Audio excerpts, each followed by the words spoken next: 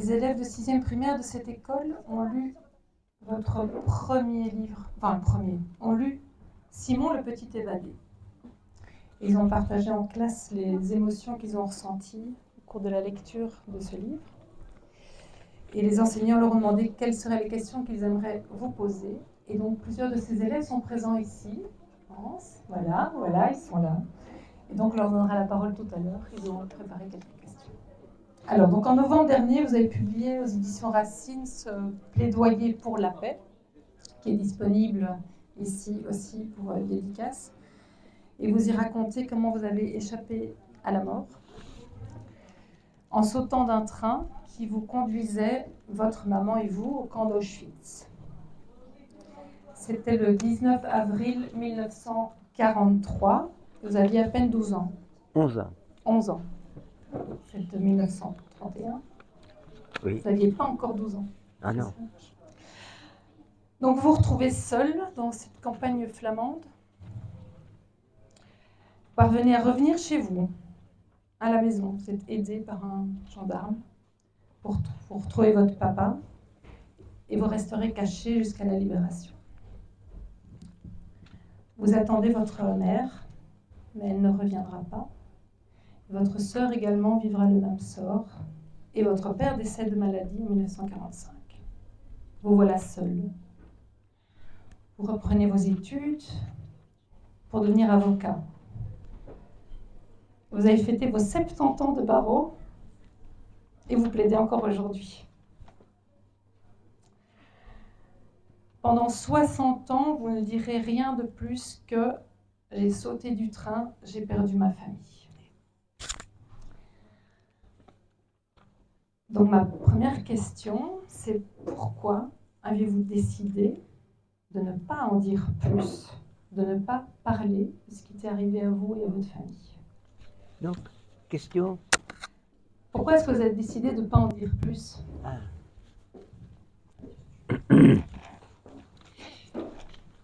Mesdames, Mesdemoiselles, Messieurs, chers enfants, chers jeunes, tout d'abord, je vais vous dire mon bonheur d'être ici à Gosselies.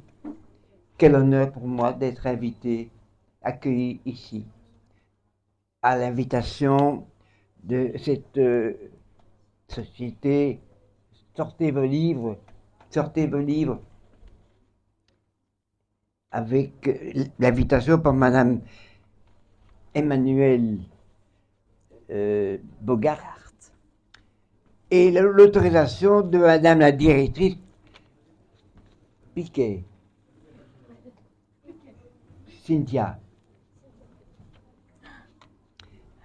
C'est un grand honneur pour moi et surtout un grand plaisir de rencontrer les enfants de mon pays.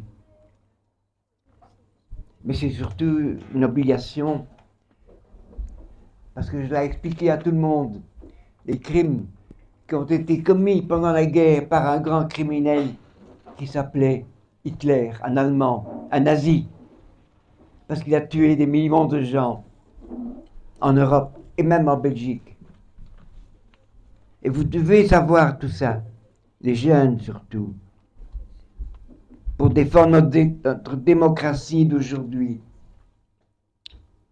Parce que la démocratie est un combat de tous les jours. La démocratie, ça veut dire simplement que partout, tout le monde a les mêmes droits. C'est ça la démocratie. Mais parfois c'est un peu fragile. Il faut donc la défendre tous les jours. Alors il m'est arrivé ce que tu as dit. Donc les nazis ont tué ma mère, ma sœur. Ils ont tué ma mère et ma sœur dans la chambre à gaz de Auschwitz-Birkenau.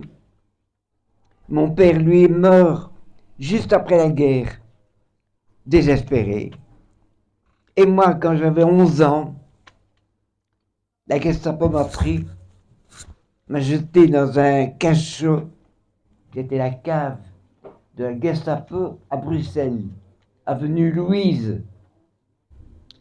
Et puis ils m'ont mis dans une grande prison, la caserne d'Ossin à Malines.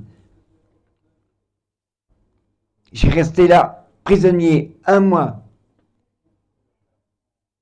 Et au bout d'1 mois, ils m'ont mis dans un wagon à bestiaux. C'était le 20e convoi qui déportait de Bruxelles, de Malines, 1600 personnes, à raison de 50 personnes par wagon. 1600, dont 250 enfants, dont j'étais. Dans ce wagon, il y avait un peu de paille par terre, et pas de siège. Il fallait s'asseoir par terre. Pas de lumière artificielle.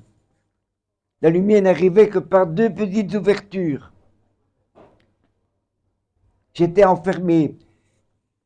C'était un train qui déportait 1600 personnes à raison de 50 personnes environ par wagon. J'étais avec ma mère et 50 personnes autour de moi, enfermés dans ce wagon. La porte coulissante se fermait dans un grand bruit métallique. Et j'étais dans ce wagon et je comprenais rien à ce qui se passait. J'étais encore dans mon univers de louveteau. Moi, j'adorais les scouts, les louveteaux, les scouts de ma commune, Etterbeek, Bruxelles. Et je ne savais pas que j'avais été condamné à mort et que ce train allait me conduire sur les lieux de mon exécution. Et par miracle, j'ai sauté du train et je me suis échappé. Et tout ça pourquoi?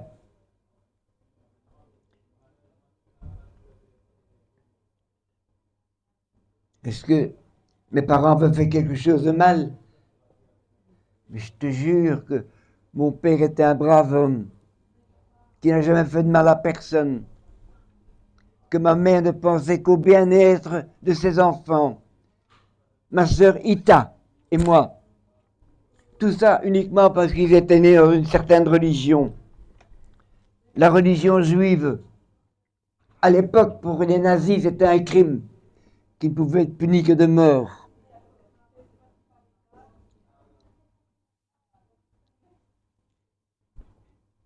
Après la guerre, je suis resté tout seul au monde.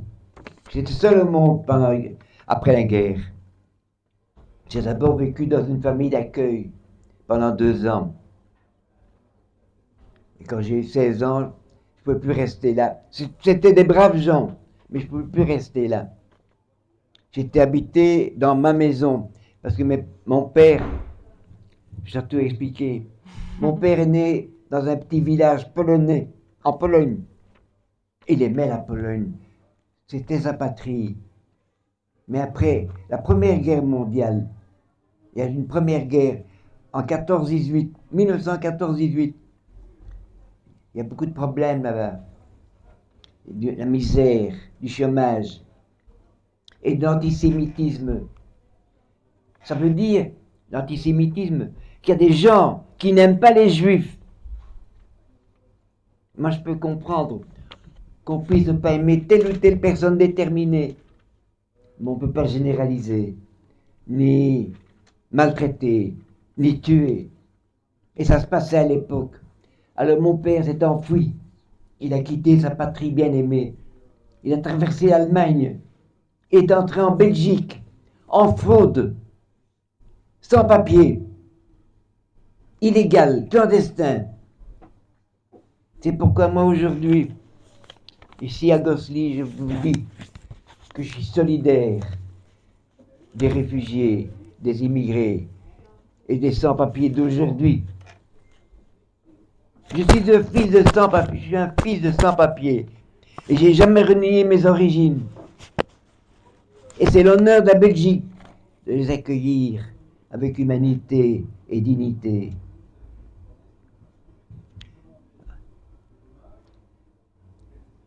Enfin, pour répondre à ta question surtout, pourquoi j'ai pas parlé pendant 60 ans? J'étais dans cette famille d'accueil. Et puis, j'ai pas parlé pendant 60 ans pour plusieurs raisons. D'abord, si j'avais constamment remué ces événements tragiques, j'aurais fait une dépression. Ensuite, j'avais beaucoup de copains, comme vous avez beaucoup de copains. Et ils voulaient me voir, mais pas pour entendre des choses pareilles. Il y a des sujets de conversation entre jeunes plus agréables que de parler de ces choses-là. Et puis je devais construire ma vie.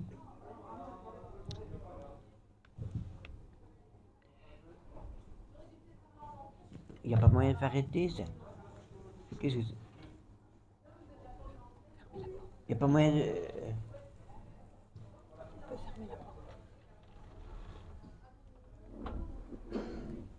Bon. Ça va? On va essayer. Vu que j'en étais... oui. Tu n'as pas parlé pendant... J'en parlais pas parce que personne ne m'interrogeait. Hmm. J'avais même peur d'embêter les gens avec mon histoire. Et je vais surtout travailler pour construire ma vie. En réalité, vous savez, les gens qui vivent que pour le passé, c'est pas bon, c'est morbide. Il faut vivre pour le présent, pour l'avenir, mais jamais oublier le passé. Et moi, j'ai voulu vivre pour la joie et l'amitié. Mais c'était pas un secret. Mes proches, amis, je n'avais pas de famille, mes proches amis savaient deux choses, comme tu l'as dit. J'ai sauté du train, j'ai perdu ma famille, c'est tout. Je parlais pas. Merci. Mais alors, du coup, comment l'idée d'écrire est venue? Fin des années 90, des gens sont venus me trouver, qui avaient appris mon histoire car ce n'était pas un secret. Mon histoire était déjà racontée dans des livres d'histoire, justement. Mais moi, pendant ces 60 ans, je voulais tourner le dos à tout ça. J'ai fait du jazz, j'ai voyagé, je me suis marié. Actuellement, j'ai 2 filles et 4 petits-fils. C'est ma vie, là. Mais alors, fin 90, des gens sont venus me trouver. Ils m'ont dit que je devais écrire un livre. Et comme je suis obéissant, j'ai fait ça. Et je t'assure que c'était une douleur pour moi de remuer tout ça. D'essayer de comprendre tout ça. Il y a des pages de mon livre que j'ose pas lire aujourd'hui. Voilà. Oui. Il y a un besoin de témoigner, un besoin de raconter pour laisser... Donc, il ne faut pas oublier le passé, hein, vous avez dit. Il faut vivre dans le présent, construire l'avenir, ne pas oublier le passé. Et en même temps, on a besoin de parler du passé pour ne pas répéter. En quoi rappeler ce qui s'est passé va nous prémunir de la répétition, surtout au jour d'aujourd'hui. On voit que malheureusement la haine, le fascisme, sont de retour. Voilà. Ce livre que j'ai publié, le premier livre, je l'ai publié en 2002. Il ne m'a pas changé, mais il a changé ma vie. Parce que depuis lors, je suis appelé à expliquer le danger de l'extrémisme. Et je suis appelé, à partir de mon expérience malheureuse, de mon enfance, le drame de mon enfance, je peux expliquer aux gens qu'il faut éviter que ça recommence. Et donc, je parle pour 4 ou 5 raisons particulières. D'abord, vous savez, mesdames et messieurs, qu'il y a des gens qui disent que ce n'est pas vrai. Ils disent qu'il n'y a pas de massacre en masse, ou de chambre à gaz, ou de four crématoire. Et je voudrais qu'ils aient raison. En ce cas, j'aurais gardé ma famille. Ces gens qu'on appelle négationnistes, ce ne sont pas des fous, ce sont des gens dangereux, ce sont des nazis, des néo-nazis. Ils nient les crimes d'hier pour en commettre d'autres demain. Donc mon devoir est de témoigner, pour mettre les gens en garde. Et vous tous ici, et vous aussi les enfants, qui me voyez, m'entendez aujourd'hui, vous donnez témoin à votre tour, parce que vous avez vu quelqu'un qui a vécu les choses et qui en a été victime. Et puis aussi, je parle parce que je veux remercier les gens qui ont risqué leur vie pour me sauver et qui m'ont donné la confiance que j'ai actuellement en l'homme. Vous savez que mon train a été attaqué par 3 résistants à hauteur de Boort-Meerbeek, petite ville flamande. Ils ont ouvert un wagon, pas le mien. Ils ont libéré 17 personnes. Ce sont 3 héros. Moi, j'ai sauté du train dans le Limbourg, entre Saint-Tron et Tongres, à hauteur de 2 villages, Kuttekoven, Berlingen, pas loin d'une petite ville, Borgloon, dans le Limbourg. J'ai couru toute la nuit dans les bois et les champs. Je ne savais pas où j'étais tout seul. Je me demandais, est-ce que je suis encore en Belgique ou déjà en Allemagne? Mais le matin, je suis arrivé dans ce village de Berlingen. J'ai sonné une petite maison. J'ai raconté à cette dame, j'ai dit, madame, j'ai joué près d'ici avec des enfants, je me suis perdu et je retournais chez mon père à Bruxelles.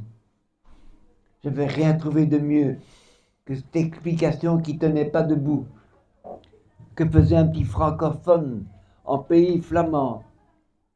Les vêtements déchirés, pleins de boue, à 80 km de Bruxelles.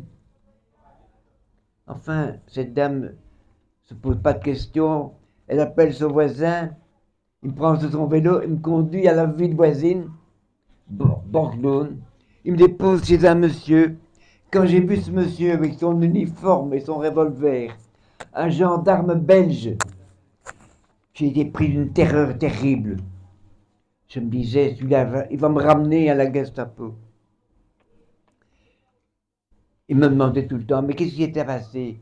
Parce qu'il ignorait l'histoire du train. Et je répondais toujours, j'ai joué, je me suis perdu. Il ne me croit pas. Il me confie à sa femme. Il va à la gare. Il apprend l'histoire du train. Il revient. Et il me dit, je sais tout. Tu étais dans le train des Juifs qu'on emmenait en Allemagne. Tu t'es échappé. Mais tu ne dois pas avoir peur. Je suis un bon Belge. Je ne vais pas te dénoncer. Entendant ces mots, je suis tombé dans ses bras, en pleurant, en avouant. Si les nazis avaient su qu'un gendarme belge avait protégé un enfant juif évadé, il l'aurait fusillé. Immédiatement, ce gendarme est un héros. Et vous devez savoir qu'en Belgique, plein de gens, même de conditions modestes, se sont portés au secours des gens persécutés, des juifs persécutés, n'écoutant que leur cœur. Mais la première héroïne, c'est ma mère. Elle a mis son petit garçon sur le marchepied du wagon, marchepied de la liberté et de la vie. Elle a continué son voyage jusqu'à la mort dans la chambre à gaz d'Auschwitz-Birkenau. Si j'ai sauté du train, c'est parce que j'ai obéi à ma mère. Tu penses bien que si elle m'avait dit de rester avec elle, Mm. j'aurais jamais sauté. Je serais resté avec elle, je serais mort avec elle dans la chambre à gaz. Et si j'avais su qu'elle ne sauterait pas comme moi, je n'aurais pas sauté. Parce que moi, comme vous tous ici, j'adorais ma mère. Bah, j'ai répondu à ta question. Oui. Pardon. Merci, oui. C'est l'importance des mamans, on va y revenir. Mais vous parlez des héros, effectivement, de ce gendarme. Et puis, plus tard, il y a une autre rencontre importante avec le fils d'un des gardiens nazis de la caserne d'Ossun, de Malines. Vous pouvez nous raconter ce qui s'est passé?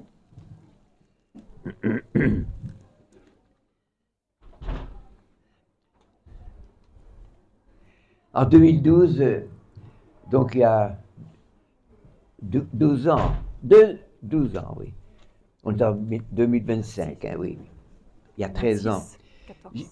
J'ai reçu un coup de téléphone d'un garçon que je ne connaissais pas. Il avait 16 ans, mais il connaissait mon histoire parce qu'il avait lu mon livre. Il connaissait l'histoire de Konrad Tinel. Konrad Tinel est actuellement un grand artiste flamand, peintre, dessinateur, sculpteur. Mais son père était un nazi, un flamingant de Gand, qui adorait Hitler, qui a envoyé ses deux fils aînés dans les Waffen-SS, c'est-à-dire dans les tueurs. Les Waffen-SS étaient des tueurs. Ils avaient prêté serment, juré fidélité, obéissance aveugle à Hitler. Mais Konrad, lui, c'était le petit frère, il n'avait que 6 ans quand la guerre a commencé. Il n'est pas responsable. Et son père est mort dans les années 60. Le père nazi, sans avoir jamais changé d'idée, ou bien sans avoir jamais regretté ses crimes, en léguant sa culpabilité sur le dos de Konrad, qui lui aussi a dû porter pendant 60 ans ce poids sur le dos des crimes de son père et de ses deux frères. Jusqu'au moment où il a explosé. Il a publié un livre à la même époque que le mien, en 2008 je pense, où il a dévoilé le passé noir de sa famille, avec courage, avec sincérité, avec des dessins qui faisaient formidables.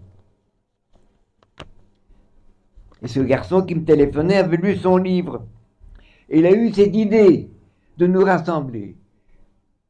Je dirais même, c'est une idée géniale. Dans l'esprit d'un garçon de 16 ans. Et alors, il a organisé une rencontre. Il faisait partie d'un groupe de jeunes. Et il a organisé une rencontre en présence de tous ces jeunes. Quand j'ai vu Konrad Tinel, il m'a dit, quand j'ai lu votre histoire, j'ai pleuré. Lui, le fils d'un nazi. Et moi, j'ai répondu, les enfants des nazis, les enfants des coupables ne sont pas coupables.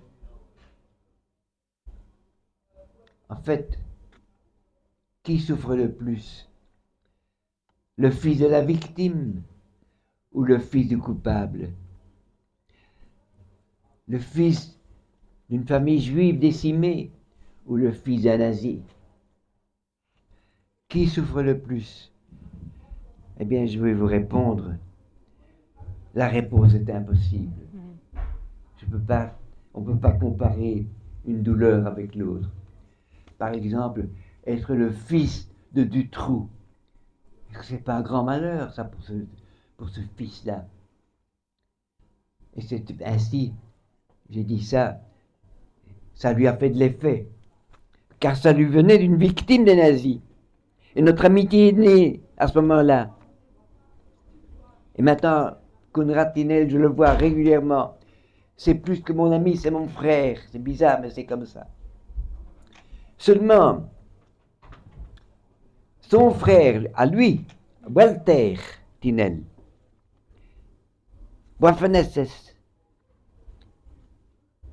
il me dit un jour, Konrad, mon frère, connaît ton histoire, il veut te voir. Ce frère, j'ai accepté de le voir.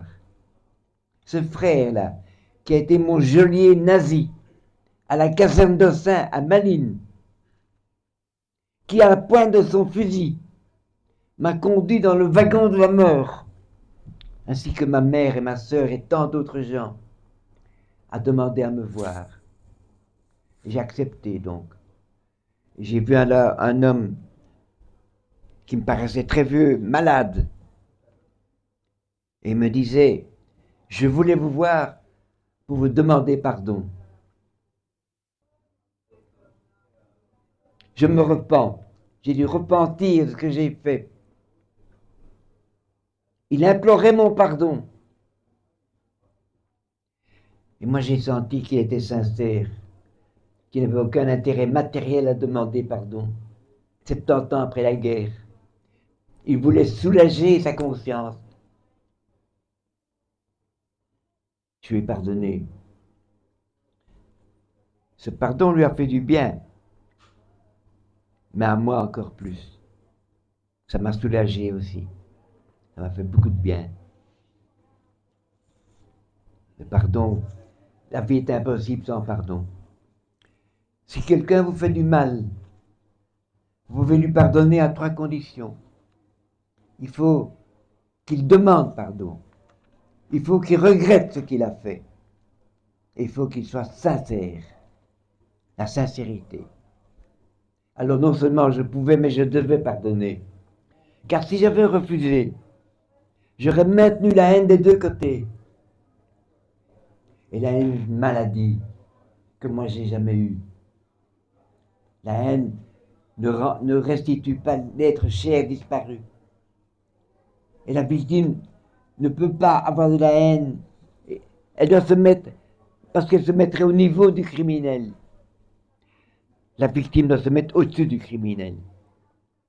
Je n'ai jamais eu de haine. J'étais malheureux. Quand j'avais 13 ans et demi, tout seul au monde. J'ai beaucoup pleuré. Mais j'ai jamais eu de haine.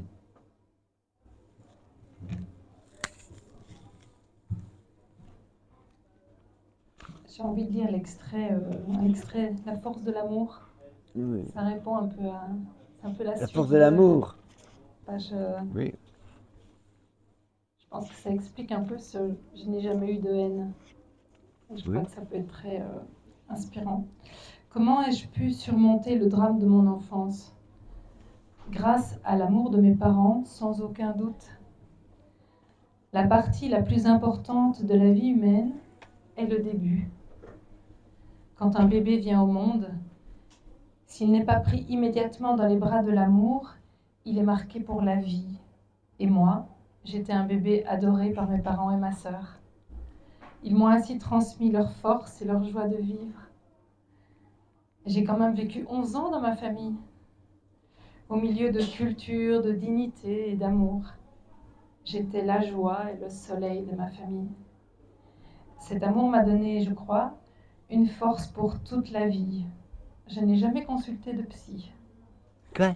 Vous n'avez jamais consulté de psy? Non, jamais. C'est ça la recette? C'est ça la solution? L'amour?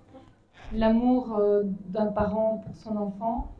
Et quand cet amour a manqué, comment est-ce qu'on peut transformer pour ne pas se laisser aller dans cette haine, dans ce rejet de l'autre, dans cette peur de l'autre? Vous avez un conseil? Comment est-ce qu'on arrive à pardonner vraiment? Comment on arrive à pardonner vraiment? En n'ayant pas de haine. Si moi j'ai pu pardonner, c'est parce que j'ai jamais eu de haine. Mais vous savez, un vrai nazi ne va jamais demander pardon à sa victime, surtout à sa victime juive. Au contraire, il sera fier de son crime, il voudra recommencer. Mais celui qui vient vers sa victime et qui vient demander pardon, il n'est plus un nazi. Un grand philosophe français, Jacques Derrida, a écrit « Celui qui demande pardon est déjà un autre. C'est plus le même. »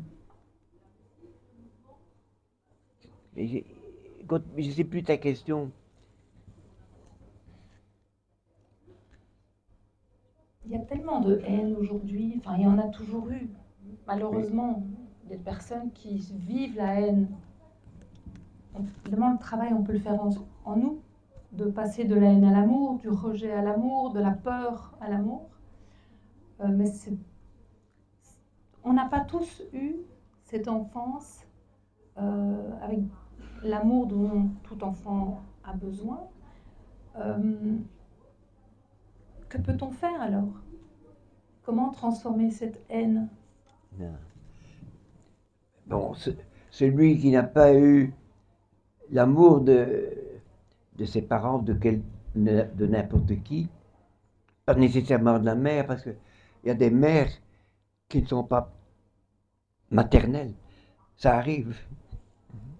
N'est-ce pas? Mais ceux qui sont marqués, ils sont marqués pour la vie, ceux qui n'ont pas eu d'amour sont marqués pour la vie.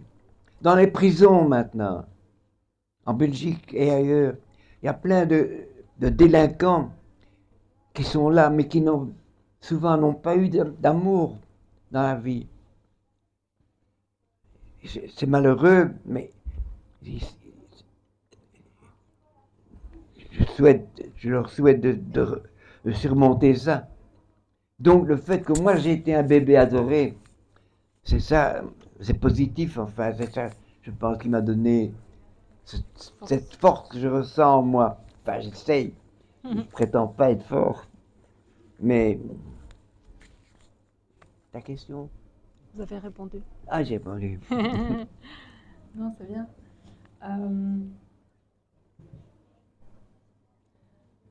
Pardonner et aimer ne peut que les aider aussi, de notre côté. C'est ça que je comprends aussi. Le fait de pardonner à votre bourreau l'a aidé à revenir dans son cœur, à s'ouvrir. Et donc c'est là que le pont peut se faire et que les choses peuvent changer et évoluer. C'est vrai. Ouais. Alors maintenant, je voudrais donner la parole aux enfants. Oui. Qui a une question? Après, d'accord, il y aura peut-être des adultes aussi qui ont des questions. Oui. Mais d'abord les enfants. Oui.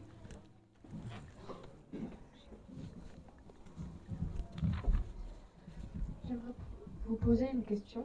C'est votre père et mère est mort de quoi?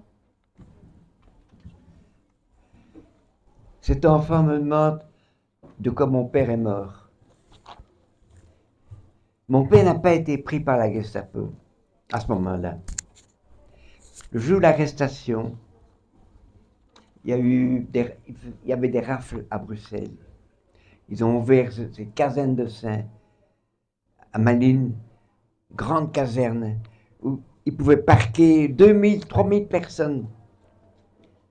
Ils faisaient des rafles. Alors on est allé se cacher dans un petit appartement à Woluwe-Saint-Lambert. Et là, on a été arrêtés, ma mère, ma soeur et moi.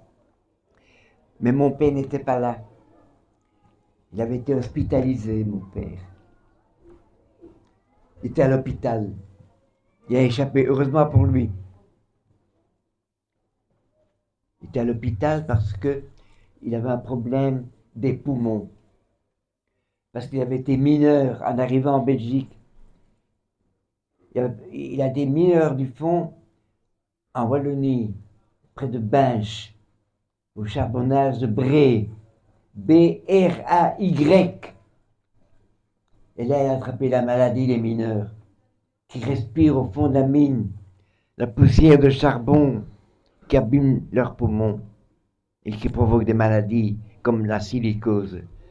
Moi, je rappelle ça, la bronchite chronique, parce que mon père, il toussait beaucoup. Alors, On est allé se cacher dans un petit appartement, donc, à Woluwe-Saint-Lambert. Mon père a été hospitalisé pour un problème, une crise pulmonaire, il n'était pas là. Et on a été arrêtés, ma mère, ma soeur et moi. La Gestapo est entrée, nous a pris. Mon père a échappé.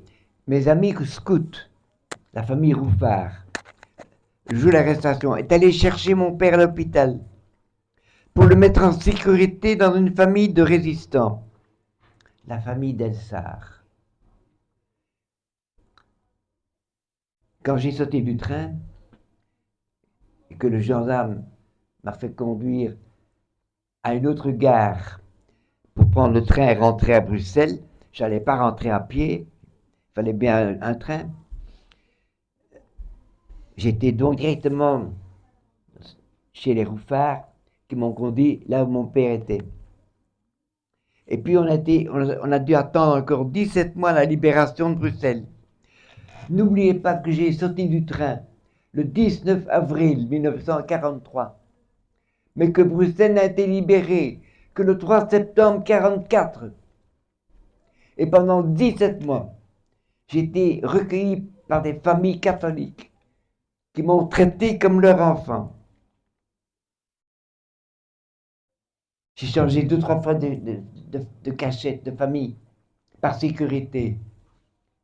Et quand j'arrivais quelque part, j'allais d'abord dans le grenier pour voir comment je pourrais m'enfuir par les toits s'ils venaient me chercher.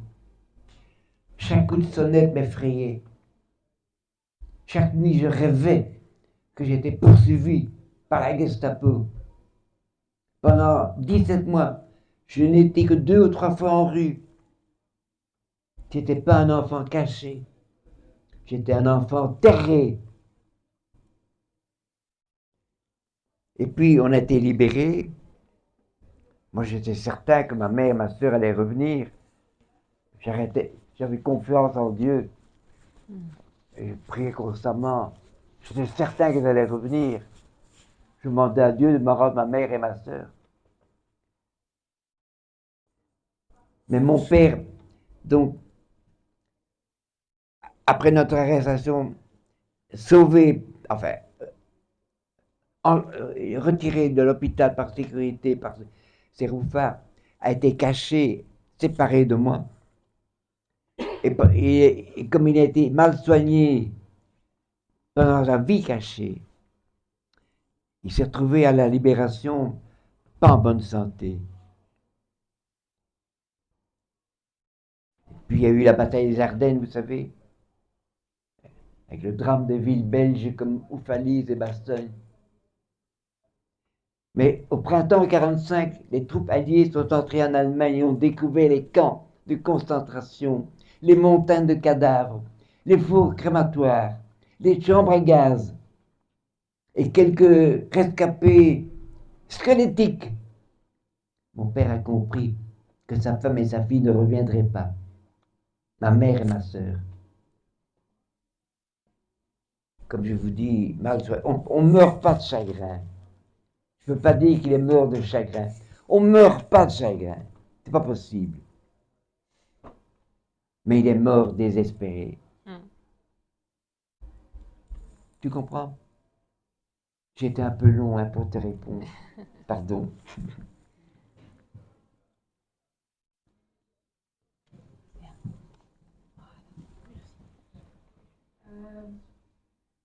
Avec du recul dans le wagon, est-ce que vous auriez...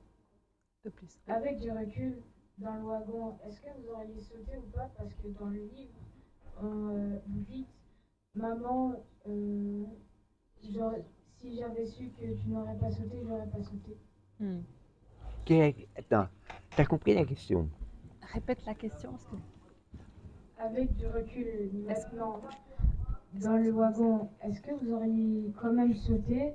Parce que dans le livre, vous dites, maman, si je savais que tu n'avais pas sauté, j'aurais pas sauté.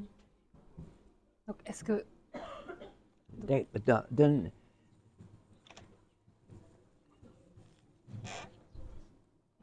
Si vous aviez su que votre maman n'allait pas sauter, J'aurais pas vous n'auriez sauté. pas sauté. Donc c'est ta question, c'est la réponse. Tu vois, il n'aurait pas sauté. Oui. Et donc la J'aurais vie pas a fait. fait que voilà, il fallait que vous soyez là aujourd'hui. J'aurais pas sauté. Tu comprends? Toi, t'as une question, toi? Moi, je sais plus. Ah, Toi, tu avais une question. Alors, est-ce que vous avez continué à avoir des contacts avec le gendarme Jean Hart? en effet, il s'appelait Jean Hart. Mais j'étais tout seul, moi, après la guerre. J'avais 13 ans, 14 ans. Si j'avais gardé ma sœur, j'aurais pu avoir des contacts très réguliers. Donc, et puis, le gendarme, c'était très loin pour moi. C'était Limbourg, c'était pas possible. Mais j'ai échangé du courrier avec lui, du courrier. Notamment, je lui ai dit, un jour, je lui ai écrit pour dire, pour le remercier encore, et pour lui dire que ma mère et ma soeur sont mortes à Auschwitz et mon père aussi. Et il m'a répondu dans une lettre où il me dit, pauvre garçon, la guerre était très dure pour vous, mais soyez courageux comme vous l'étiez dans les bois de Berlingen. C'est pas formidable ça? Il m'a écrit ça. Et puis moi j'étais à l'école, j'étais fait des études et tout. Mais seulement j'ai fait reconnaître tous ces gens, mais des gens qui m'ont caché, les trois qui ont sauté, qui ont attaqué mon train, je les ai fait reconnaître comme héros, juste parmi les nations. C'était la moindre des choses. Le gendarme, je ne l'ai pas revu. Mais j'ai revu maintenant ça.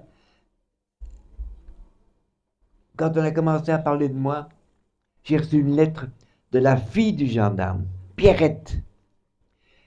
Elle habite donc en Flandre. Elle parle français avec un accent wallon. Parce qu'elle est très proche de la frontière linguistique. Borglum, c'est tout près. En face, c'est Warem. Et Warem, c'est dit en flamand, Borgwarm. Enfin, je suis en contact avec elle. Et j'ai même été invité à la petite communion de la petite fille ou de la derrière petite fille du gendarme. Mais voilà. Merci. Attends, lui. Vas-y. Vas-y. Qu'est-ce que ça a fait à la famille du gendarme comme ressentiment de vous aider? J'ai pas compris. Pour la famille du gendarme, est-ce qu'ils vous ont transmis ou voilà, témoigné en quoi en fait ça a changé aussi leur vie à eux, que leur père, que ce gendarme a fait ce qu'il a fait? Le gendarme m'a sauvé la vie. Et sa famille, donc, est d'accord avec lui. Et je crois que rien que ce fait-là, d'avoir sauvé la vie d'un enfant, ça l'a rendu heureux. Ça lui a fait du bien. Parce que le vrai bonheur, c'est pas de penser à soi, à son bonheur égoïste. Le vrai bonheur, c'est d'aider les autres, c'est de rendre service aux autres. Et lui, il a fait ça. Ça, il a risqué sa vie pour me sauver. Si moi je peux sauver quelqu'un, eh bien ça me rend heureux. Il est reconnaissant, d'accord. Ça m'est arrivé comme avocat. J'avais un client qui était innocent, accusé d'un crime. Je l'ai défendu, j'étais certain qu'il était innocent, j'ai gagné. Il était acquitté. Moi, ça m'a rendu heureux. Lui, il est reconnaissant. C'est vrai, pendant des années, il m'a envoyé des cartes à la Noël. Il est reconnaissant. Mais ça, mon bonheur à moi, c'est pas le fait qu'il soit reconnaissant. C'est le fait que je l'ai sauvé. C'est formidable, ça. Aider quelqu'un. Aider les autres. Oui. Bien. Passez le micro. Vous auriez fait quoi si votre maman aurait sauté? Quoi? Qu'est-ce qu'il dit? Qu'est-ce que... Quoi? Et si votre mère avait sauté? Quoi? Et si votre mère avait sauté, Et alors? que serait-il passé? Si ma Vous mère auriez avait fait quoi? sauté, mais elle m'aurait rejoint, on aurait couru ensemble, on serait arrivés ensemble dans cette petite maison. Il y aurait là une femme avec son petit garçon. On aurait été chez le gendarme et il nous aurait sauvés tous les deux. Et puis ma mère aurait retrouvé son mari, mon père. C'est avec qui on me paraît en bouteille. C'est ça. Moi, je vous explique ce qui est arrivé, mais si j'ai maintenant expliqué ce qui serait arrivé s'il y avait eu autre. Et s'il n'y avait pas eu Hitler, qu'est-ce que j'aurais eu comme vie? Tu comprends? C'est vrai, c'est une bonne question. On peut imaginer si ça n'avait pas été comme ça. Mais j'ai déjà toutes les peines du monde à expliquer ce qui est arrivé vraiment. Enfin, j'ai pas toutes les peines du monde. Non, Mais déjà... c'est tout naturel de raconter. Mais si j'ai commencé à envisager toutes les possibilités, je dirais que c'est du temps perdu. Mais je comprends qu'on fasse la remarque. Il y a encore une question là. Vas-y, viens. Viens chercher. Tu t'appelles? Elias. Ah. Vas-y Elias, pose ta question. Dans le livre que vous avez écrit, il était marqué que les gendarmes, quand ils sont venus chez vous, ils ont attaché votre chien aux escaliers. Quoi? T'as compris? Le chien était attaché aux escaliers quand le gendarme est venu? Mais, Non, c'était quoi ta viens question? ici. Recommence. les gendarmes, quand ils sont venus chez vous, ils ont attaché votre chien À la à rampe, oui. l'escalier. Et vous n'avez pas été méfiant Méfiant? Oui. Ah oui.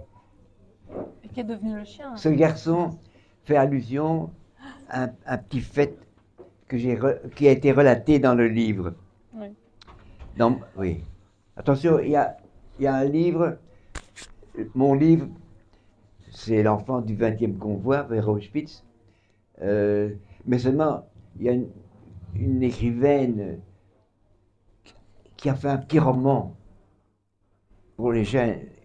Et ça s'appelle Simon, le petit évadé, je pense. Mais c'est un roman.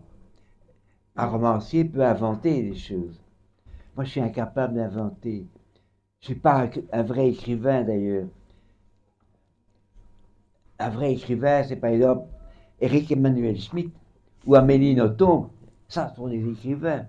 C'est leur métier. Moi, c'est pas mon métier, c'est avocat. C'est pas écrivain. Et j'ai aucune prétention littéraire. Sauf que je veux écrire correctement et clairement. Ça, j'essaie d'écrire correctement, c'est tout. Donc, je crois qu'il fait allusion. Mesdames et messieurs, le 1er septembre 1942, lorsque il y avait des rafles dans les rues, lorsque les déportations avaient commencé, battaient leur plein, j'ai quitté la maison du bonheur, la maison de mes parents à Etterbeek, mais parce que mon père a réussi à s'acheter sa maison. J'ai quitté ça pour aller j'ai quitté ma maison avec mon père, ma mère, ma soeur et même mon petit chien Bobby pour aller nous cacher dans un petit appartement à Woluwe-Saint-Lambert. Et 6 mois plus tard, le 17 mars 1943, mon père n'est pas là, vous savez, il est à l'hôpital. C'est le petit déjeuner. Sur la table, le café est chaud. Ma sœur est devant moi. Ma mère est à ma droite. Ma sœur m'a préparé mes tartines à la confiture. Parce qu'elle avait 7 ans de plus que moi. Et c'est elle surtout qui s'est occupée de moi et de mon éducation. C'est elle qui m'a fait lire mes premiers livres. Quand j'avais 6 ans et demi, elle m'a fait lire Les Malheurs de Sophie, de la comtesse de Ségur. Et qu'est-ce qui m'a impressionné, moi, avec son latin et son grec. Elle s'était prise d'amour pour son petit frère. Tout d'un coup, on a sonné. Deux hommes sont entrés en criant Gestapo, papier. Ma mère s'est levée, toute blanche. Elle a tendu sa carte d'identité. L'autre a regardé et s'est montré satisfait. Oui, c'est bien la famille Gronowski. On avait été dénoncé, je n'ai jamais su par qui. Faites vos valises, vous partez. Ma mère me montrant du doigt demande et le petit aussi, oui. Alors j'ai fait ma petite valise dans laquelle j'ai mis d'abord mon uniforme de louveteau. Tu connais l'uniforme de louveteau? Un pull vert, un ceinturon, un béret, tous les badges, des godasses, des bas blancs. J'avais voulu des bas blancs ticretés avec des torsades. J'adorais ces bas. Moi, je les ai pris dans la valise. Et mon chien était en train d'aboyer.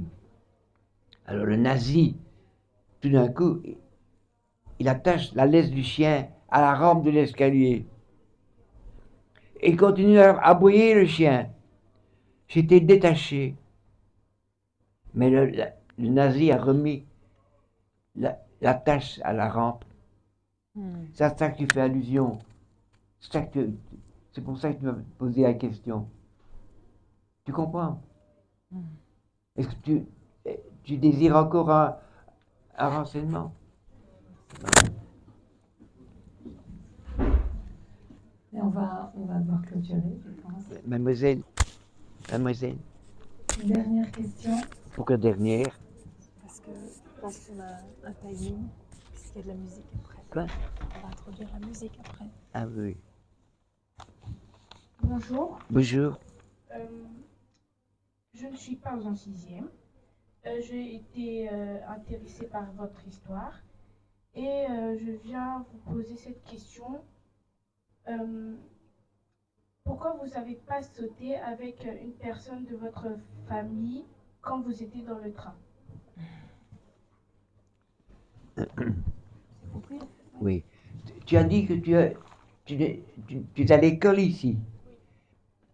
Elle a dit ça. Oui, mais pas en sixième. Mais pas en sixième. Ouais. En quelle année? En cinquième. En cinquième. Donc elle n'a pas lu. Tu n'as pas lu. C'est ça. Donc elle n'a pas lu le livre. Donc elle a des questions sur voilà, ce saut du train seul. Pourquoi seul? Tu me demandes donc pourquoi j'ai sauté tout seul et pas avec quelqu'un. Avec qui j'aurais pu sauter d'après toi?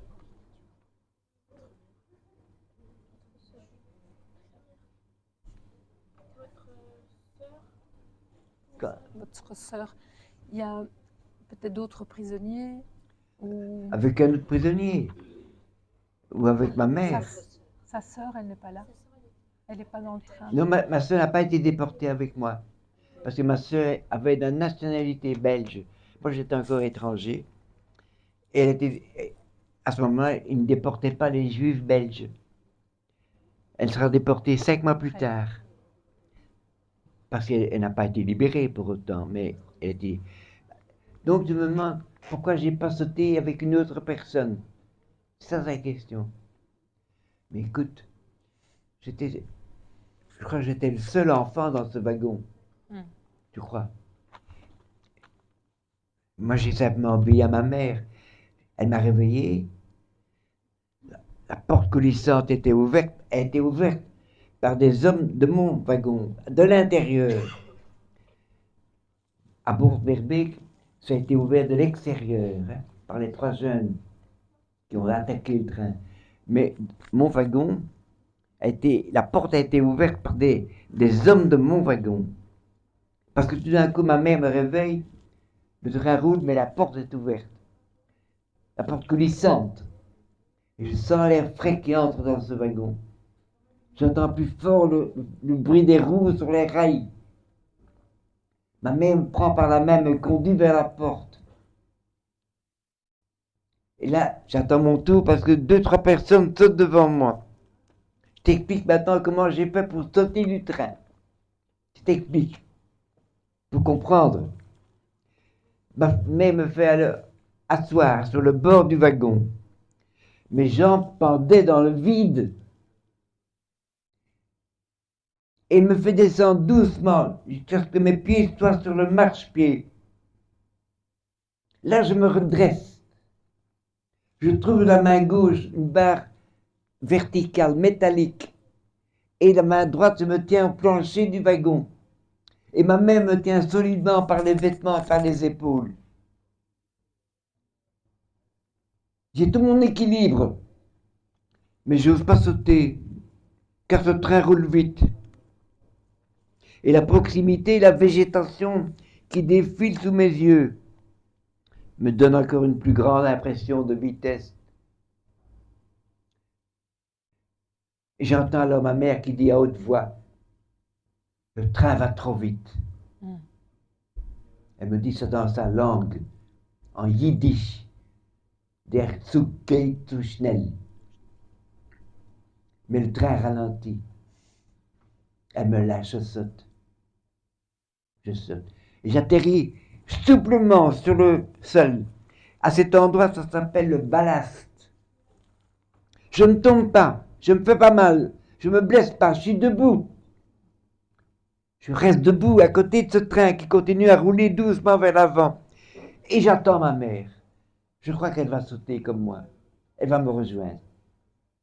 Ce train continue à rouler, grande masse sombre dans la nuit, sifflant et crachant sa vapeur. Tout d'un coup, le train s'arrête complètement. Et j'entends les gardiens qui viennent de l'avant. J'étais plutôt en fin de convoi avec mon numéro 1600 aidé. Pardon, 1200 aidé sur 1600. Et ils accourent de l'avant dans ma direction en tirant des coups de feu, en hurlant. Ma première idée était de courir en avant pour remonter dans mon wagon, pour rejoindre ma mère et ne pas être pris en faute. Mais pour faire ça, j'aurais dû aller dans leur direction. Alors tout d'un coup, dans un réflexe, j'ai tourné à gauche. J'ai dévalé un talus et j'ai couru toute la nuit dans les bois et les champs.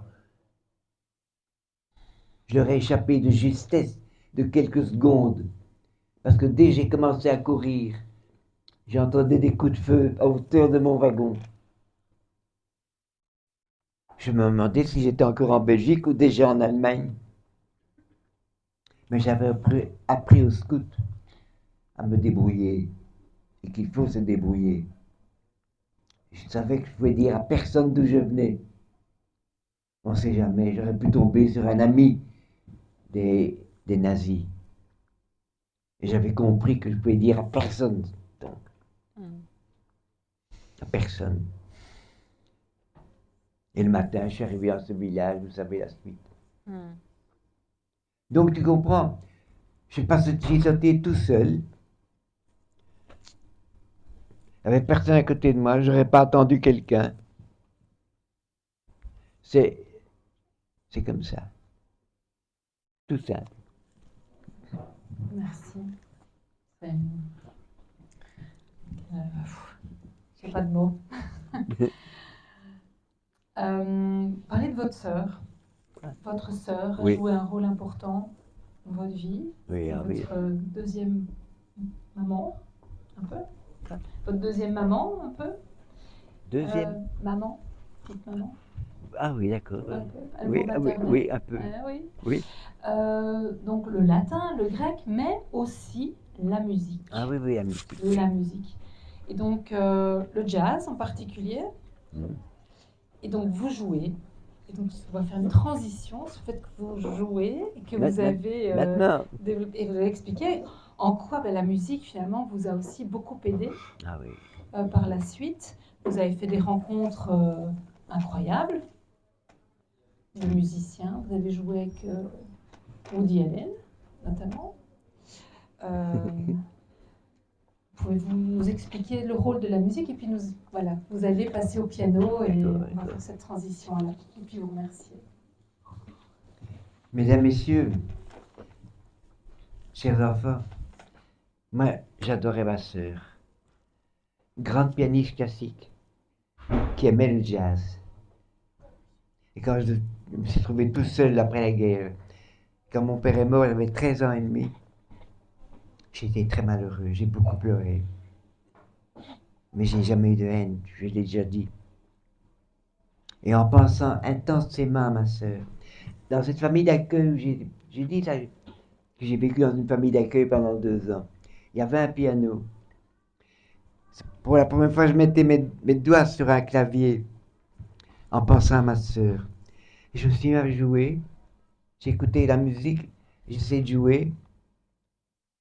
Voilà, c'est un miracle. Parce que j'ai pas appris la musique, je ne sais pas lire une note d'une partition, mais je fais du jazz. Mais je suis très limité puisque j'ai pas appris. Je vais jouer maintenant peut-être un morceau, mais il faudra pas être fâché sur moi si je fais des fausses notes, parce que j'en fais. Mais ça, je veux dire que le jazz pour moi a été un facteur d'équilibre et d'intégration.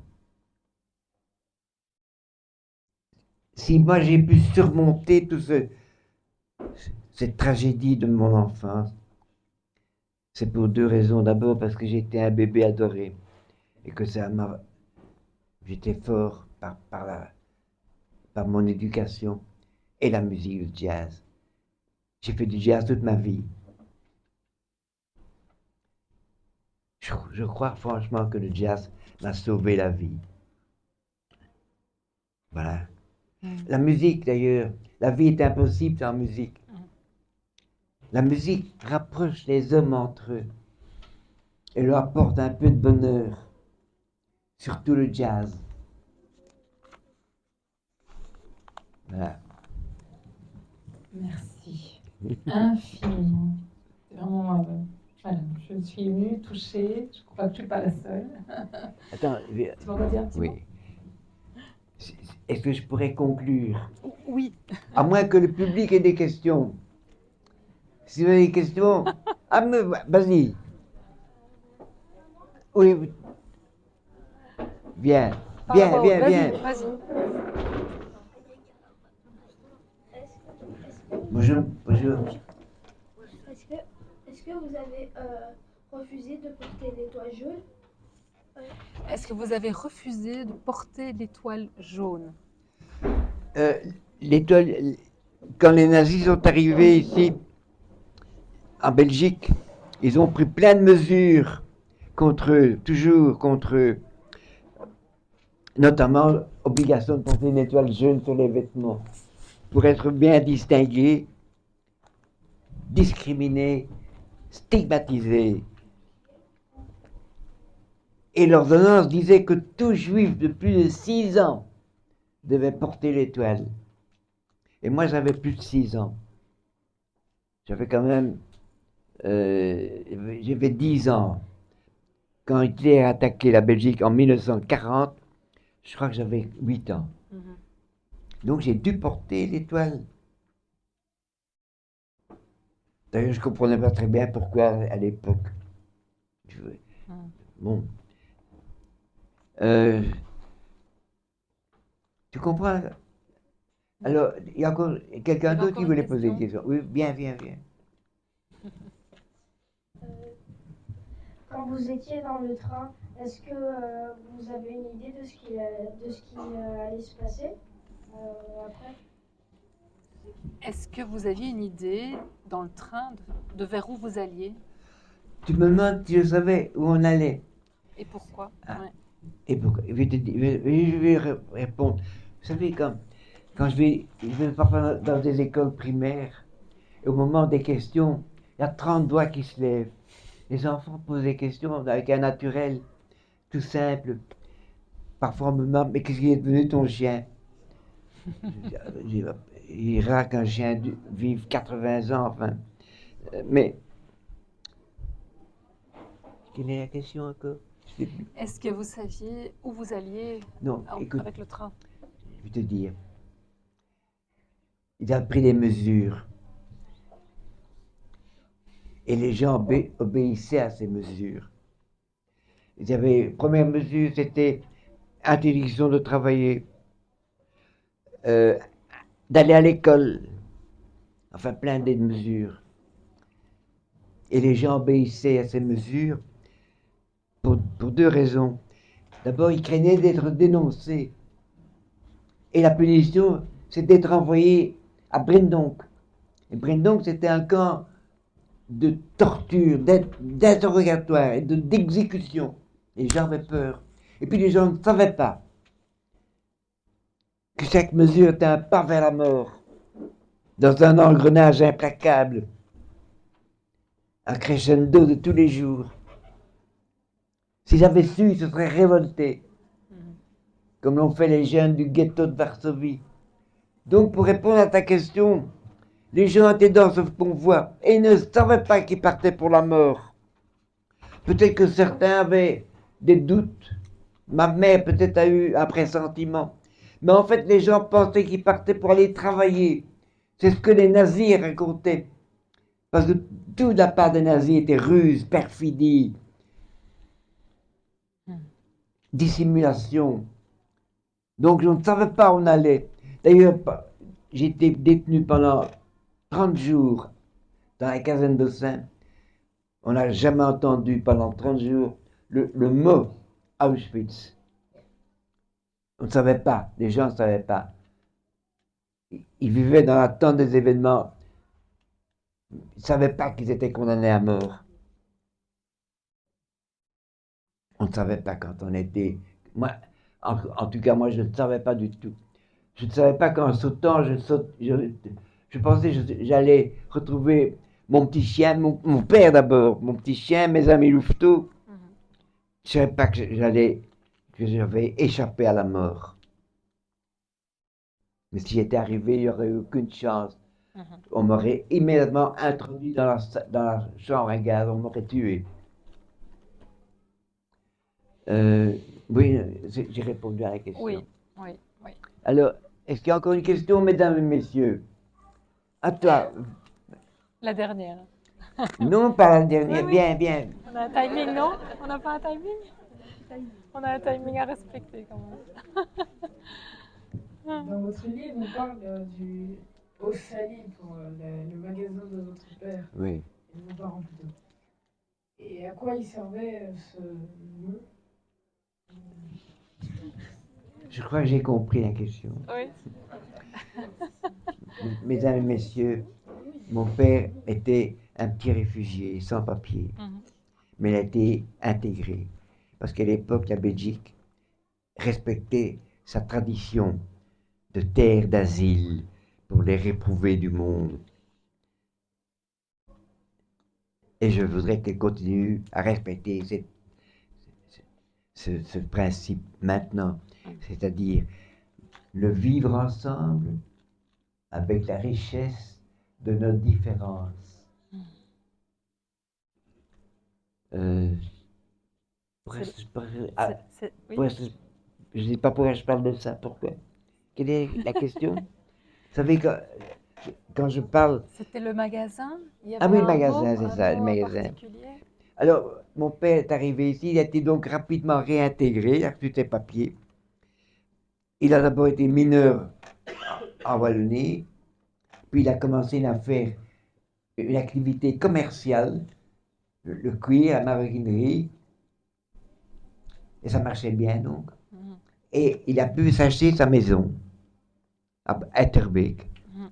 Et avec un magasin au rez-de-chaussée, que moi j'appelais le magasin de sacoche. Parce que la maroquinerie, c'est le commerce des valises, des sacs de dames en cuir, en vachette, les porte-monnaies en cuir, tout ça. Et donc, il y avait un petit magasin. Une des mesures des nazis, c'était de confisquer tous les commerces des juifs. Et ils sont venus dans d'autres petits magasins, ils ont tout pris, la marchandise, des livres comptables. Ce magasin s'est appelé O'Sally. S-A-2-L-Y. Moi, je pense que c'est parce que S, c'est la première lettre de mon prénom, je m'appelle Simon. A, c'est ma mère Agnès. L, c'est mon père Léon. Mhm. Et Y, I, c'était ma sœur Ita. Mhm. Je crois que c'est pour ça. Mais ça ne correspond pas tout à fait. On conclut? Oui, je vais conclure. Si, mesdames et messieurs, vous n'avez plus rien, plus de questions, parce qu'il faut en profiter, je ne vais pas à Gosselies tous les jours. Bien, voilà, je vais terminer en vous rappelant, aujourd'hui, je m'adresse à toi aussi, je ne vous ai pas apporté un message de chagrin, mais un message d'espoir et de bonheur. N'oubliez pas que la vie est belle. Mais c'est un combat quotidien. Personne n'est à l'abri de l'épreuve. Un malheur peut arriver à n'importe qui. On peut perdre un être cher dans un accident de roulage ou par la maladie. Mais quand l'épreuve est là, il faut l'affronter avec courage et la surmonter et continuer à vivre et vivre heureux.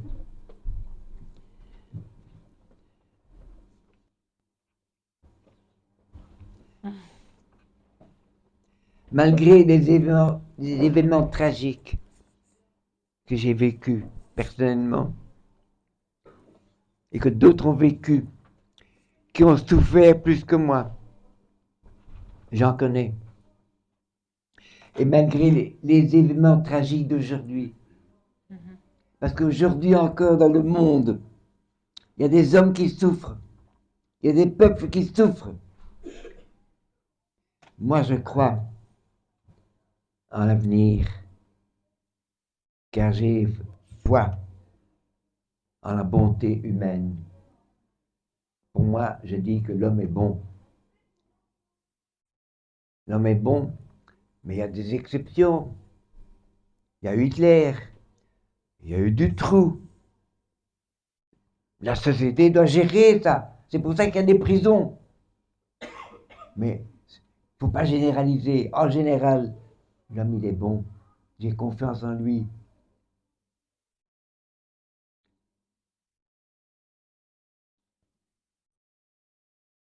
Et cette invitation aujourd'hui, ici à Gosselies, votre présence, vos questions, mes enfants, les vôtres, chers amis, fortifie ma foi. Vive la paix et l'amitié entre les hommes.